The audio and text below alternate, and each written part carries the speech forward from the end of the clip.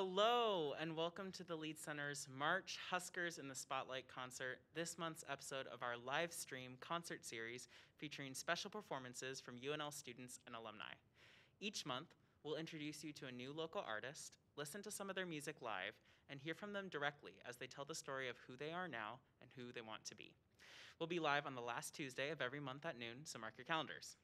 I'm Ryan Savage, an Education and Outreach Specialist here at The Lead and your host for today's episode.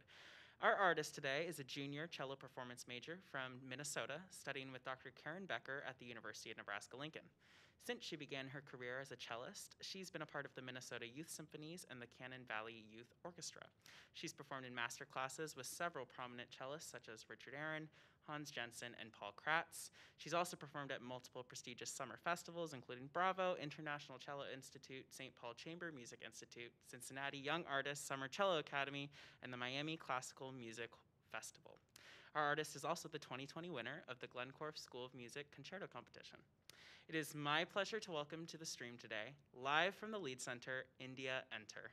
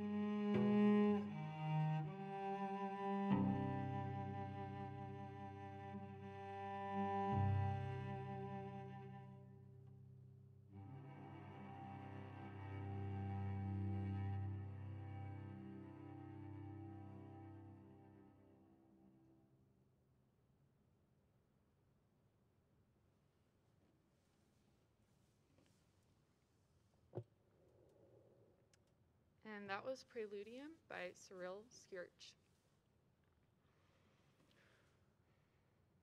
Alrighty, that was amazing. I'm so glad that I get to be here and hear that performance live. And I always say, I know that we were talking a little bit earlier about cello strings programs in the public schools and whatnot. And I am always like, I wish I had been exposed to the cello, to strings instruments much earlier in my life, because I was like, if I didn't sing, I think I would play the cello. I think I'm like, in my heart, deep down, I'm a cellist. But alrighty, so India, you are a phenomenal musician, and I can already tell from that performance that you're going to do big things. Thanks. So can you tell us a bit about how you got your start performing on the cello? Well, I'm from a city in southern Minnesota, so not near the actual cities, but they have a beginner string program in Owatonna, where I'm from, so I began with them. And it's similar to String Project here in Lincoln, just through the school system rather than affiliated with a university.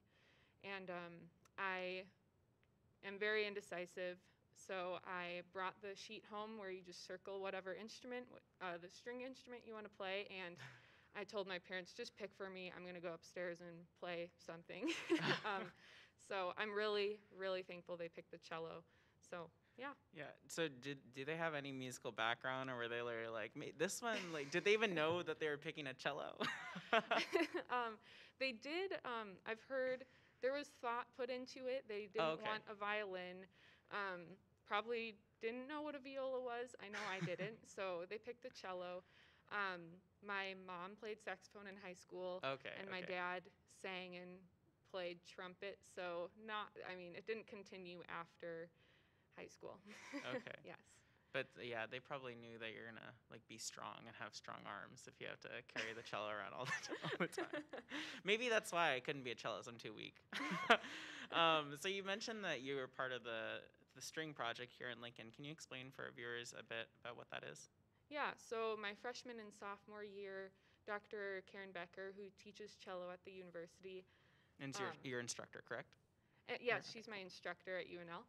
And she asked if I would be willing to help teach in String Project here in Lincoln, which is a beginner program for elementary students for strings, violin, viola, cello, bass, and we would meet every twice a week and play in a large group and then have our own individual groups. The students at UNL, which are education and performance majors, kind of mixed, all taught after school their own groups of little cellists or violinists or violists, and it was a wonderful experience. We learned how to teach effectively from Dottie Ladman and Dr. Becker, and got to get feedback on our teaching, but also try to encourage these young musicians. So it's not happening this year, but hopefully in the fall. I'm not sure about that yet. Yeah, well, it's wonderful to hear that you're giving your many gifts and talents back to the community and inspiring younger musicians and the next generation of artists, because we really do need that. And I definitely wish that that program expanded. So I have high hopes, as we move past COVID and into the next stage, that we can really expand those early music ed programs, especially in the public school system. Mm-hmm. So as a Glencore School of Music alum myself, I'm familiar with the concerto competition that you were one of the undergraduate winners for. But for folks at home who aren't as familiar, can you tell us a bit about the competition and how you went about preparing for it and what it was like winning? Well, I auditioned both my freshman and sophomore year, and there are 3 rounds, so the preliminary round and then the final round, and then the winners are chosen.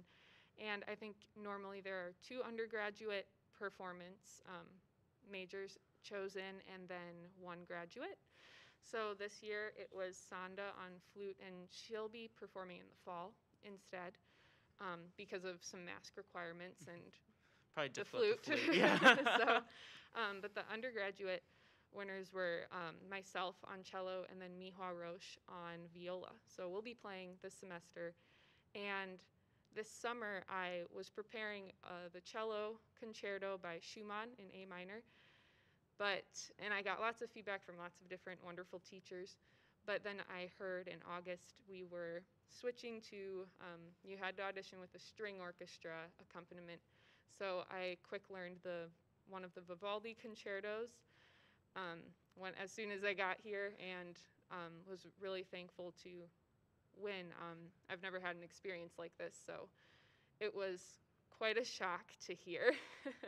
Yeah, well, that's the mark, I think, of a true musician. Like, you spent all this time preparing, and you had to flip on the spot, and you did it very successfully, of course, considering that you will be performing this semester. So we'll be looking out for that. Hopefully you'll update us on your social media. That way we can see and we can watch. And speaking of your social media, I know that you mentioned to me that you're starting to record covers and post them like on your Instagram before you came on. Can you tell us a bit more about that? Yeah, so another festival I attended this summer, the Miami Classical Music Festival, was supposed to be an orchestral program, but due to COVID, they went virtual and taught us about music production and audio recording. So that was a very new skill to learn about. I don't know if I quite have that skill, but I was introduced to Logic, the music production software, and I just wanted to take full advantage of learning about those things and continue practicing with it. And I don't have much of a social media presence. I'm a little introverted, so I'm challenging myself with trying to regularly produce and post videos of cello music that isn't normally played on cello. So I've been working on some George Winston covers. He's a pianist, and putting that to cello.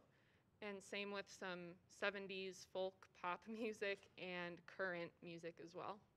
Very, very cool. What kind of pushed you, I guess, to choose some of these pieces that are not normally played on the cello? Yeah, I didn't want to just have, just one cello playing at one time. So I've experimented with percussion and guitar and cello, all putting it together to make a unique cover. I've heard lots of cello covers of music, and some include bands and some are just cello. So I've been trying to do sort of an in-between where it really is just me, but a lot of the sounds are cello sounds. And it's all going to be music that I really enjoy, songs that I really like, and just trying to either change them, tweak them, or somehow adapt them to the cello, which is not where they were meant to be. Yes. So well, it's been a good creative outlet. When you have like all the branding done and everything, you start releasing, it needs to like include cello in the title, because I feel like the cellist got gypped and the piano guy's like name and everything. I was like, I feel like the cello is so important here. Like, at least that's why I listen to that music, because like I said, I really love the cello. So, okay, the inevitable music nerd question: who is your favorite composer and why? Well, I've already mentioned him. George Winston is one of my favorite composers. He's currently composing. He's a pianist, and I grew up listening to him, and my dad and I have seen him live several times. He's a really humble performer. He plays with his socks on and a pair of jeans, and oh, wow. He's incredibly talented. So I have also been trying to do covers of his music, because I looked him up recently to figure out what style he was, because I've never known how to describe him to people. And Google says he's New Age instrumentalist. So when you listen to artists similar to him or his stations on Pandora or Spotify, what comes up is Lori Line and Paul Kratz, pianists like them. But his music is still very unique from them, in my opinion. He composes by choosing the chords before any melodies, a true improviser.